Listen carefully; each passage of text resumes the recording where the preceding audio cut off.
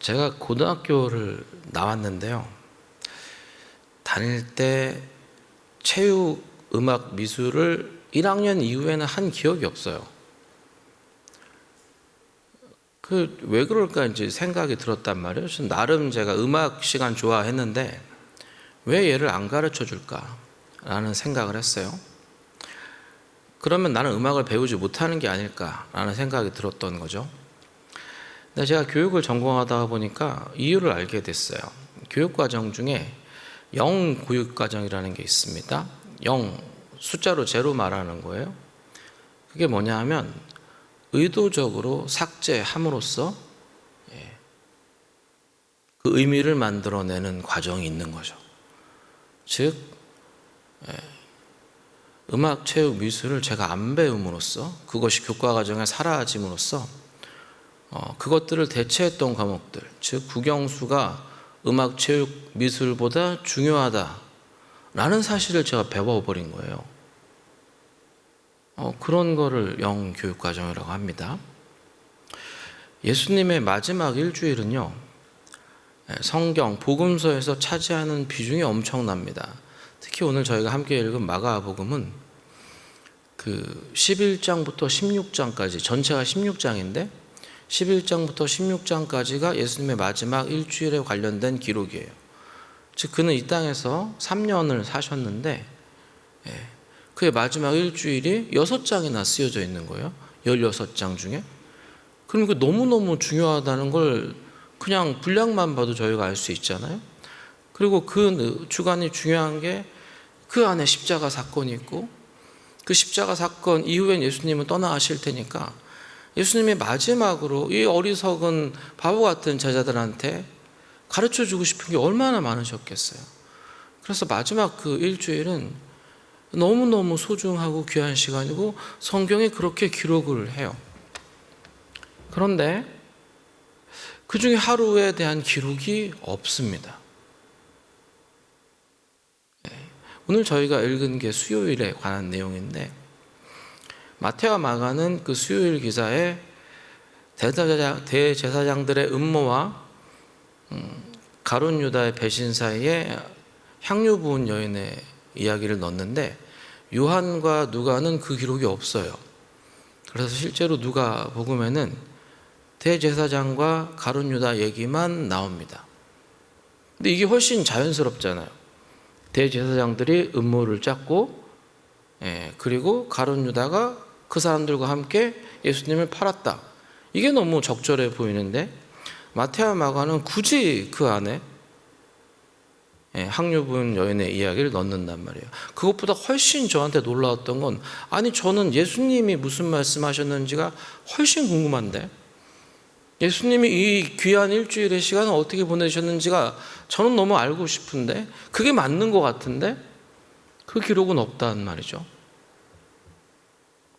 그러면서 이 생각이 드는 거예요. 그러면 이 기록된 사람들을 통해서 주께서 우리에게 하시고자 하는 말씀이 있지 않을까? 이 대제사장들과 가룟 유다를 통해서, 그리고 그 사이에 듣는 향유 부은 여인의 말씀을 통해서 우리에게 주님이 꼭 가르쳐야 되는 게 있지 않을까? 이들은 왜 성경에 기록됐을까? 먼저 가룟 유다를 한번 보고 싶었습니다. 가룟 유다는 제자란 말이에요. 제자는 아무나 못 되는 겁니다. 그 당시에 예수님을 따르는 사람들이 숫자가 너무너무 많았어요. 구름대처럼 모여들었다. 종려주일에는 수많은 사람들이 나와서 환호했다. 성경이 언제나 기록합니다. 그런데 그 중에 제자는 12이에요. 그리고 그 제자들은요, 예수님을 따라다닙니다. 그 얘기가 무슨 뜻이냐면 자신의 집과 자신의 가족과 자신의 생업과 자신이 기존에 누리던 모든 것들을 예수님을 따라가는 일을 위해서 포기했다라는 것이 됩니다. 그리고 가룟 유다는 그 중에 하나란 말이에요. 성경에서 가룟 유다가 어떻게 제자가 됐는지는 기록하고 있지 않습니다. 그런데 대신에 우리에게 다른 제자를 가르쳐줘요. 베드로라는 제자가 어떻게 제자가 됐는지를 보여줍니다. 그는 물고기를 잘 잡아서 제자가 된 건 아니고요. 그가 만난 예수님 안에 있는 하나님을 보았기 때문에 제자가 되었습니다. 그래서 말하잖아요. 주여 나를 떠나소서 나는 죄인입니다. 물고기 많이 잡으면 어부들은 좋아해야 돼요. 그런데 왜 떠나라고 하고 왜 죄인이라고 말합니까? 하나님을 대하는 방식이 그래서 그렇습니다. 근데 베드로만 이렇게 적혀 있고 나머지가 안 적혀 있다는 얘기는 나머지 제자들도 그 정도는 된다 라는 얘기로 받아들여질 수 있습니다. 다른 제자들도 주님 안에서, 우리 주님 안에서 하나님을 본 거예요.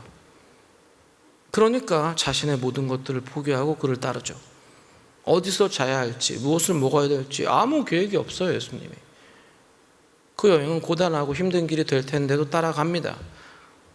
왜요? 그 안에 하나님을 보았으니까. 그런 가룟 유다에게 예수님이 하시는 놀라운 기적들은 정말 충격적으로 다가왔을 겁니다. 흔하게 얘기하는 그 가르침에 놀라는 일, 그건 모두가 겪는 일이잖아요. 예수님이 말씀만 하셨다 하면 모두가 그 가르침에 놀란단 말이에요. 가룟 유다도 놀랐겠죠. 그러면서 생각했겠죠. 아, 봤지 사람들아, 우리 예수님이 이런 분이다. 그런데 그가 말씀만 하시는 게 아니라 눈먼 자의 눈을 띄워요. 귀신 들린 자를 고치시고요, 죽은 자를 일으키십니다. 와, 이건 너무 아름답잖아요. 이건 진짜 하나님의 능력으로만 가능한 거잖아요. 누구나 아팠던 그 시절에, 하지만 낫고 싶어도 나을 수가 없었던 그 당시의 사람들에게 이 예수님의 행동들은 하나하나가 너무 놀라운 기적이에요.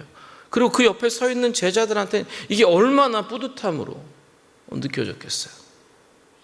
근데 이 일을 유다가 한두 번 겪나? 아니요. 그가 가시는 곳마다 이런 일이 일어납니다. 그리고 쫓아다니는 사람들이 점점 늘어나요. 그리고 아주 결정적인 사건이 생겼는데요. 오병이어요. 다른 거는 그냥 한 명 고쳐주는 거잖아요. 그리고 눈먼 자 눈을 띄워주시는데 내가 눈이 안 멀었으면 이게 나랑 상관이 없단 말이에요. 그런데 오병이어는 달라요. 그 당시는 모두가 배가 고팠거든요. 왜냐하면 유다가 원래 못 사는 동네가 아닌데 계속되는 로마와의 전쟁과 그 전쟁 때문에 황폐해진 땅들과 전쟁에서 죽는 사람이 여자나 아이들은 아닐 거 아니에요. 남자들이 죽어나가니까 일할 사람이 없는 거예요. 그리고 일을 했다고 해서 무언가 벌으면 로마가 뺏어가요. 아니 그 로마의 앞잡이인 세리들이 뺏어간단 말이에요. 그래서 정말 모두가 가난했어요. 어느 정도로 가난했냐? 오늘 내가 양식을 구하지 못하면 내가 굶고 우리 가족이 굶어요. 그리고 굶는 게 며칠 지속되면 아프죠. 원래 가난과 질병은 세트잖아요. 그리고 죽을 수 있단 말이에요. 먹는 걸 얻는 일은 너무 힘들어요. 그런데 그 빈들에서, 도시가 아니라 빈들에서, 광야에서 하나님의 말씀을 모두가 그냥 듣고 있었을 뿐인데 모두가 배불리 먹어요.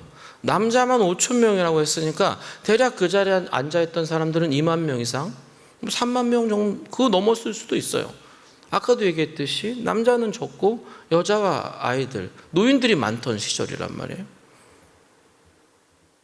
유다는 거기서 뭘 봤을까요? 하나님 나라가 임하는 걸 봤죠. 주의 말씀을 경청했을 뿐인데, 그의 말씀에 감동받았을 뿐인데 그 자리에 먹을 게 넘쳐요. 어느 정도로요? 간신히 내 끼니를 때웠다, 오늘 나 안 굶었다, 이 정도가 아니라 모두가 배불리 먹고 남아요. 와, 이 되겠는 거예요. 그런데 그 일 다음에 예수님이 또 제자들을 둘둘 짝지어서 보냅니다. 보내면서 말씀하세요. 아무것도 가지고 가지 말아라. 전대도 주머니도 지팡이도 안 들고 가도 된다. 가서 주의 말씀을 전하고 하나님 나라를 선포하고 그들을 고쳐라. 그럼 그들이 너희를 환대할 것이다. 제자들이 돌아와서 보고합니다. 주여, 주의 말씀대로 말씀을 전하고 사람들을 고쳤더니 그들이 우리를 환대하더이다. 그 중에 가룟 유다가 제외됐다는 기록이 성경에 없어요. 그럼 그도 간 거예요. 그도 가서 우와, 나는 아무 능력이 없는데 주가 말씀하시니까 내 손으로도 병자가 낫더라는 거예요. 그러던 그가 예수님과 함께 예루살렘에 들어옵니다. 수많은 사람들이 환호하죠. 그냥 환호가 아니라 다윗의 이름을 부릅니다. 왕으로 모시겠다는 거죠. 자신들의 겉옷을 깝니다. 최고의 예의를 갖춰서 모셔요. 그때 아마 유다가 느꼈을 감정은 환희일 겁니다. 이제 하나님 나라를 본 게 아니라 그 하나님 나라가 임박했다. 오늘 이 시대에 내가 그 자리에 서 있겠구나. 주님의 나라가 임하시는 걸 내가 보겠구나. 그리고 그 자리에서 제자인 나는 어떻게 될까요? 그런데 그의 기대와 다르게, 사람들의 기대와 다르게, 사람들이 이렇게 환영한 이유가 뻔하거든요. 그가 먹이실 수 있어요. 그가 우리를 살찌울 수 있고요. 그가 우리를 낫게 할 수 있어요. 이걸 누가 기대를 안 하겠어요? 예수님 그러고 돈 받은 적도 한 번도 없거든요. 자신의 돈들이 들어가지도 않아요. 노동도 안 했다고요. 근데 먹여지고 채워지고 나음을 입어요. 이걸 누가 환영을 안 할 수가 있어요? 그런데 그 사람들의 기대와 우리 유다의 기대와는 다르게 예수님은 월요일, 화요일 논쟁만 하십니다. 제사장들과 서기관들과 논쟁을 하시는데 압도적이지도 않아요. 그리고 자꾸 자기 죽는다고 얘기하십니다. 기대가 크면요, 실망이 큰 법이고요. 이 기대가 유다의 경우에 2년, 3년을 쌓아온 거잖아요. 그리고 봤단 말이에요. 조금 전까지. 예수님에게는 그 능력이 있어요. 없는 게 아니라고요. 저 덤비는 제사장들 그냥 쓸어버려도 되고 사람들 다 모아놓고 빵 한 번씩 싹 돌리면 다 예수님 편이에요. 그의 나라가 꼭 이루어질 것만 같은데, 이스라엘 회복이 이때인 것 같은데 예수님이 아무것도 안 하시고 죽겠다고만 해요. 불안하죠. 의심이 들고 불안하기 시작합니다. 그 마음에 사단이 틈을 타요. 대제사장들은 부축입니다. 야, 너희 예수님이 진짜 예수님이면 그가 돌아가시겠냐? 언젠가 뭔가 하시겠지. 가룟 유다도 생각합니다. 이런 예수님이, 이게 진짜 예수님이면 이 예수님은 필요가 없다. 아니요, 어쩌면 그것보다 더 이런 생각을 했을 거예요, 유다는. 이 예수님이 내가 아는 예수님으로 돌아오셨으면 좋겠다. 비바람을 잠잠케 하시고 사람들을 낫게 하시고 고치시는 그 예수님으로 다시 돌아왔으면 좋겠다. 그런 그가 할 수 있는 선택은 예수님을 위기로 몰아넣는 겁니다. 그렇잖아요. 사람이 죽을 때 되면 없던 힘도 생기는데 예수님이 죽을 때가 되면 하시겠죠. 능력이 있으신데. 그래서 그가 죽으면 어쩔 수 없는 거죠. 새로운 예수님 기다려야죠. 그런데 그가 만약에 그 위기에 다시 그의 능력을 회복하여서 우리가 바라는 그 하나님의 나라를 이루어준다면 그것만큼 좋은 게 없죠. 그래서 유다는 예수님을 팝니다. 너무 싸게 팔아요. 그에게는 그가 돈의 목적이 있었다는 게 아니라는 걸 말해줍니다. 대신에 뭐요? 그는 하나님의 나라를 보고 싶었어요. 자기가 원하는 하나님의 나라요. 내가 이게 맞다라고 주장하는 하나님 나라요. 대제사장들은 어떨까요? 그들은 하나님을 섬기는 사람들이잖아요.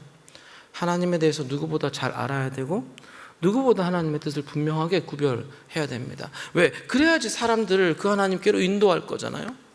그런데 그들은 왜 예수님이 죽이고 싶었을까요? 자신들의 지혜를 위해서요? 뭐 그럴 수도 있고요. 좀 더 깊은 얘기를 성경이 해줍니다. 당시에 유대인들이 추구하던 구원의 방식이 있었어요. 예를 들어 이런 겁니다. 바리새인과 서기관들과 제사장들은 세리와 창기와 밥을 먹지 않아요. 그들은 죄인이라고 말하면서 그들과 거리를 두려고 합니다. 왜요? 나는 죄 짓는 자리에 가지 않을 거니까요. 나는 하나님 앞에서 성결해야 되니까 나는 죄인과 접촉도 안 할 거고 죄 짓는 행동은 아예 차단할 거고, 그래서 내가 성결해서 내가 하나님 앞에 바로 서서 내가 은혜를 받겠다, 내가 구원을 받겠다. 이게 그들의 구원의 방식이에요. 그런데 너무 웃기잖아요. 세리와 창기도 유대인인데요, 그들도 하나님의 자녀인데요, 구약에서부터는 그런 사람들 오히려 보호하고 그들을 예배 공동체로 데려오라고 하나님 말씀하셨는데요, 아니요. 그런데 그들은 그들의 일상이 로마에 의해서 파괴될 때, 그들의 신앙이 위협받을 때 우리끼리 좀 정결해보자를 택했어요. 그래서 오히려 주의 백성들을 나누고 구분하고 이 방식으로 주님이 구원하는 게 맞지 않나요? 라고 주장하게 됩니다. 그런데 그것은 이미 하나님의 뜻에서 떠나 있었죠. 이 둘의 공통점이 뭐라고요? 그들은 열심을 냈는데요, 그들은 하나님 나라를 보고 싶었는데, 하나님의 구원을 받고 싶었는데 내가 원하는 방식대로요. 내가 주장하기에 옳은 방식, 내가 기대하는 방식, 꼭 이렇게 됐으면 좋겠는 방식으로요. 이 가룟 유다에 관한 얘기를 공부하다가 제가 너무 안타깝게 제 자신을 자꾸 발견하게 되는 거예요.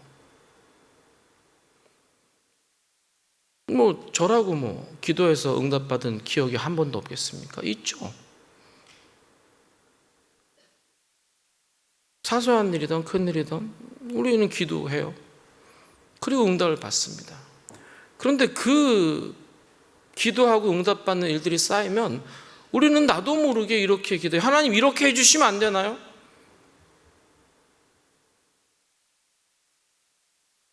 저도 그랬던 적이 있어요. 제가 너무너무 어려운 상황에 대해서 살 곳도, 가족이 있는데 살 곳도 정할 수가 없고, 하여간 너무 어려웠어요. 그래서 어느 교회 면접을 봤는데 단독으로 본 거예요. 혼자 본 거예요. 이건 되는 거잖아요, 누가 봐도.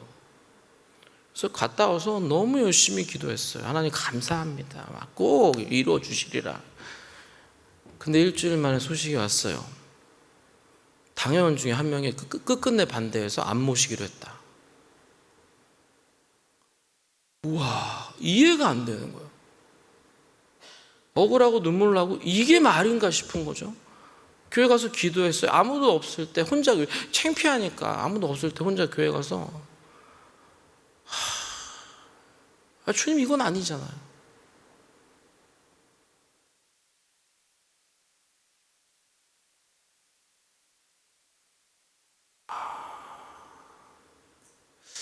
근데 지금 와서 돌이켜보면요,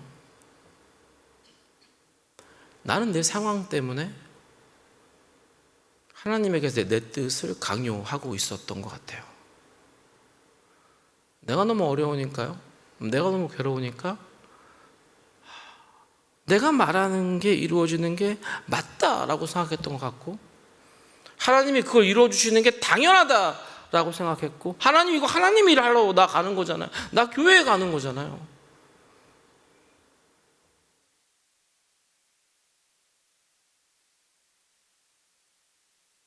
근데요, 그러면 하나님의 뜻은 누가 이룰까요?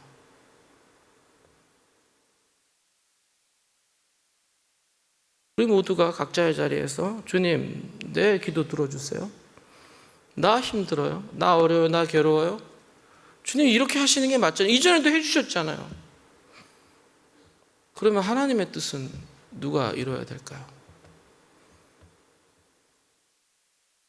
우리 주님이 당한 고난이 다 고난이셨겠지만 그가 함께 시간들을 보냈던 그 제자, 그리고 누구보다 하나님의 뜻을 바르게 알아서 이 모든 백성을 하나님의 뜻으로 하나님의 길로 인도해야 되는 그 제사장들, 민족의 지도자들, 그런 사람들이 예수님을 벼랑 끝으로 죽음의 자리로 모는 그 상황이 아프지 않았을까요? 그리고 오늘의 이 성경에 기록된 이유가 나도 깠다고 잘못하면 그 예수님을 죽음의 자리로 미는 그 일에 내 손을 보태게 생긴 거예요.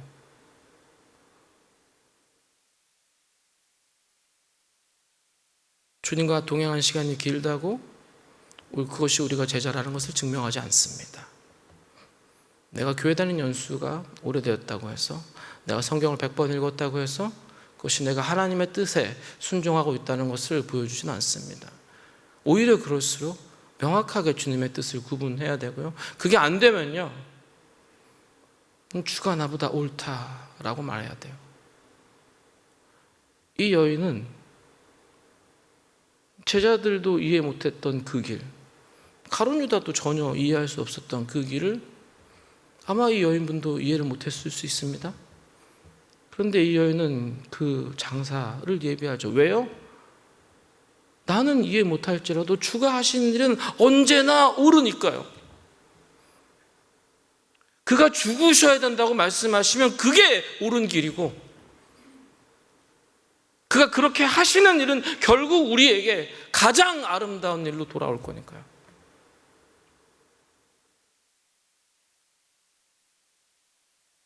내가 하나님을 믿는 게 커지는 게요, 내 뜻을 하나님을 통해서 이루고자 하는 게 아닙니다. 믿음은요, 하나님을 바로 알고 나를 알아서 하나님이 나보다 언제나 옳으시고 그가 하시는 모든 일은 언제나 선하시며 그의 일은 결국 우리를 주님의 길로 인도한다. 이 사실을 믿고 순종하는 겁니다. 내 경험에 내가 이랬었는데, 성경이 이렇게 말하는 것만 같은데, 이게 아니라요, 언제나 주의 뜻을 분별하는데 최선을 다하고 우리의 모자람을 고백하고 그 모자람의 끝에서 기도하면서, 그래요, 주님이 옳습니다, 주여 나를 데리고 가 주시옵소서.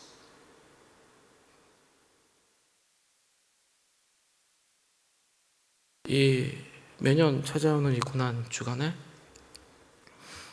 그래서 어쩌면 뻔할 수도 있는 이 시간에 우리가 다시 한번 이 주님을 향한 믿음이 세워지기를 소망합니다. 내 뜻이 아니라 내 기대와 내 소망과 내 바람 때문에 주가 가시는 길을 굽게 하고자 하는 게 아니라, 주여 그 길이 옳사오니 주여 나를 데려가 주시옵소서.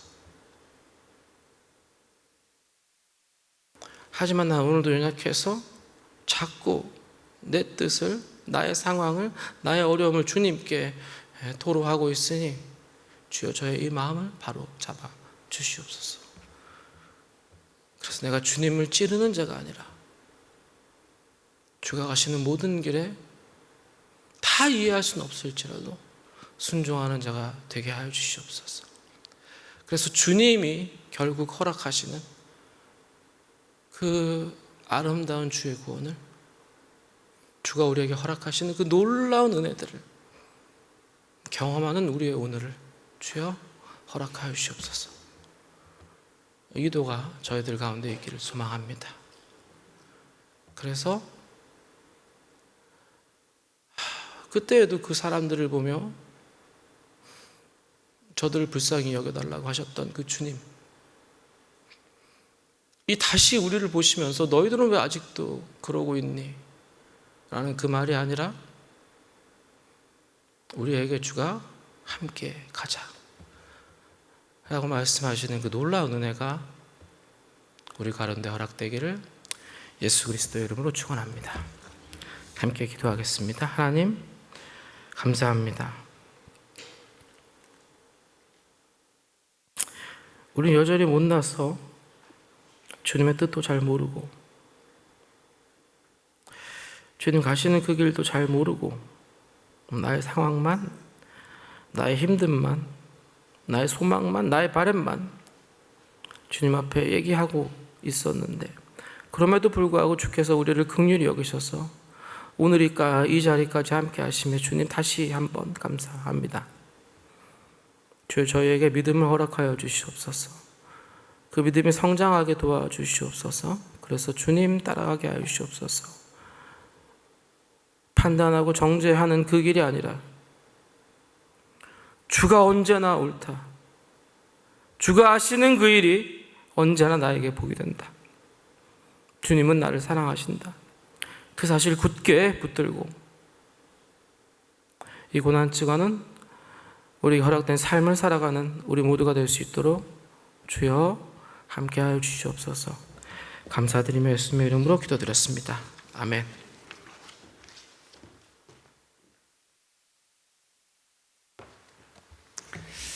귀한 말씀 너무 감사합니다. 우리 오늘은